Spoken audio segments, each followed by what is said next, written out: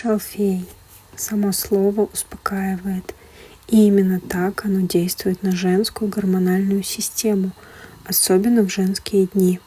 Его научное название сальвия происходит от сальваре, что по латыни означает «быть здоровым».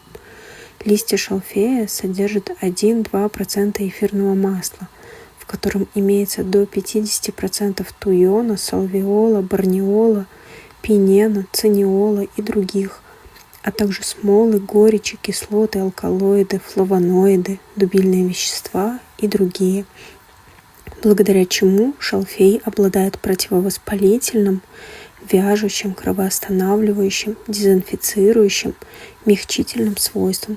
Именно поэтому гидролат из него, а это значит дистиллят, помогает сузить расширенные поры, снижает жирность кожи, лечит акне, укрепляет корни волос и избавляет от перхоти, заживляет экземы и псориаз.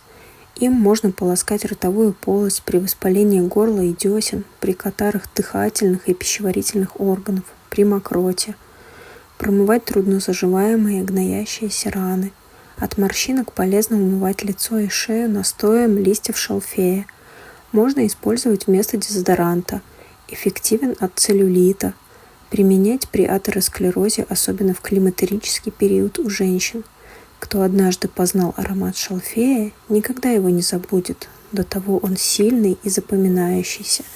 Гиппократ и Диоскорид считали шалфей священной травой и самым полезным лекарством, особенно при бесплодии женщин. В этом случае рекомендовалось пить сок шалфея с небольшим количеством соли. А в китайской медицине шалфей издавна применяется при хронических заболеваниях кожи и при суставных ревматизмах.